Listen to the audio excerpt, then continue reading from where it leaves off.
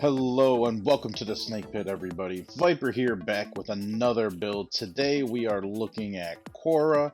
We're going to be running some Steel Path survival missions and showing off just how powerful and underrated Khora really is. Is that 17,000 focus earned? Guess so. Taking a peek at the numbers there, we're seeing anywhere from 600 to 1.8 million. There was 1.3 million right there in damage. Full red crits. And today I'm going to be going over the build that I am using, why it works, how it works, and what you're going to need to make it work.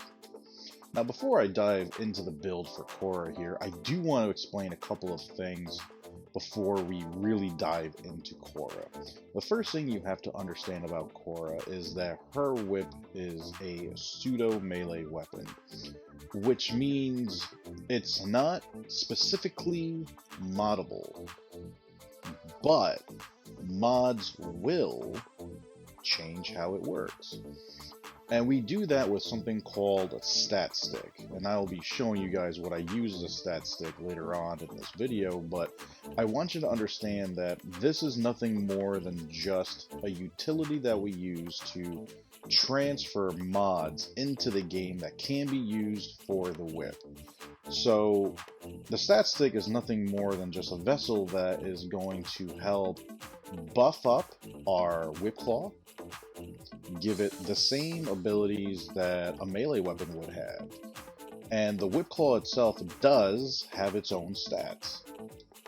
It has a 25% critical chance, 20% status chance, and a 200% or a 2 times critical multiplier. Now, certain mods that you put on your stat stick will not work for Whipclaw. Condition Overload, Shattering Impact, the faction mods will not work. You cannot proc Condition Overload regardless of how much status you're putting on the enemies. You also can't use Natural Talent. Well, you can, but it will not increase the speed of Whipclaw. Whipclaw's speed is finite and there is no changing that. Damage enhancing mods will work though, so putting on Pressure Point, putting on Blood Rush, Weeping Wounds, anything that's going to increase its critical chance or damage, anything that is going to apply a status, will increase. And keep in mind that Whipclaw does have an equal percent chance of proccing Slash, Puncture, and Impact. But for right now, let's look at Khora's build. Now, I do run a Decaying Dragon Key on Khora to diminish her shield so we can help trigger shield gating often. We want that moment of invulnerability when our shields completely deplete, and we only get it back when the shields are fully recharged. Brief Respite will help with that. 150% of the energy that we spend goes to shields until we trigger over shields. On top of that, because of Steel Path, we run Preparation and Primed Flow so that we can start it with max energy right off the bat. Primed Continuity will counterbalance Fleeting Expertise. We want Snare and Strangledome to last as long as possible. And then on top of that, Stretch and Overextended so that Snare and Strangledome can crowd control to their full potential. Fleeting Expertise and Streamline because we're using our abilities so often we don't want to spend too much energy on it. Rolling Guard to help our survivability.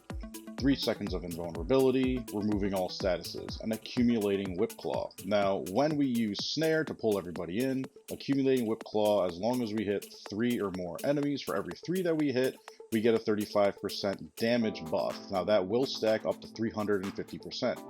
Arcane Fury, on critical hits, which we'll get plenty of, there's a 60% chance for 180% melee damage to melee weapons. On top of that, Arcane Energize, so that we can constantly regain all of our energy as fast as possible. So for a stat stick, I do use the Mirror. I have the Sacrificial mods on here, mainly because I want that base damage, but I want Sacrificial Steel to be as high as possible so I can get that 270% critical chance. Beyond that, with that critical chance, we want to make sure we have crit damage, Organ Shatter, and Gladiator Might will take care of that for us. Beyond that, we want to make sure our status is as high as possible so that we can trigger hopefully 2 statuses at the same time, so Weeping Wounds will scale up with our combo multiplier, as will Blood Rush for our critical chance. Past that, we use Volcanic Edge so that we can one crowd control, because everyone being on fire will be in that animation, but also strip armor. Now, why the mirror? Because of its Riven disposition. I do run a Riven on it, and it will work with this build. Proccing Toxic and Cold, giving us Viral with an increase in status chance. Now, I do have a build for the mirror that I use without a Riven. Don't worry, I will be sharing that with you shortly. I want to make sure that if you don't have a Riven, this build will work just as fine as this one. So as you can see, the build is incredibly similar. The only difference is, in place of the Riven mod and Volcanic Edge, we have Primed Fever Strike and Vicious Frost. We're still going to have our Viral, we're still going to have our Slash, and that is going to be more than enough to make sure that you are still one-shotting and taking out enemies. Are you losing the ability to strip armor in later levels? Yes, but if you're reaching levels so high where you have to focus on stripping armor that much, then I would suggest running with the Riven. It is a solid build to use, but again, you can get away with doing it without the Riven. The non-Riven build will work just fine and carry you minimal 3 hours within any type of survival against any one of the 4 factions. Now, the last thing I want to talk to you guys about is Khora's abilities and the synergy between them. Whipclaw, when it hits an enemy directly, will knock them back. There is a blast radius at the end of Whipclaw that can stretch out no further than 10 meters. Regardless of how much ability strength you put on Khora, once you hit 200%, 10 meters is the limit. Radius of Strangledome, reach of Ensnare, and the length of your Whipclaw will still continue to grow, but that blast radius will stop at 10 meters. Beyond that, Strangledome, any enemy that is entangled with it, when you hit an enemy, all the other enemies also on that Strangledome will take 50% of the damage. This is your ability to nuke an area and clear a path for yourself. Venari's always kept on heal, and her and Helios Prime are both just utility. They're there to help me see enemies from further away, carry the Gladiator mods, and to help heal my team as time goes on. I also use Narrowmon as my school, so I don't have to worry about combo duration mods. I can just use its ability to slowly decrease the counter by 5 instead of wiping it out altogether. And there you have it.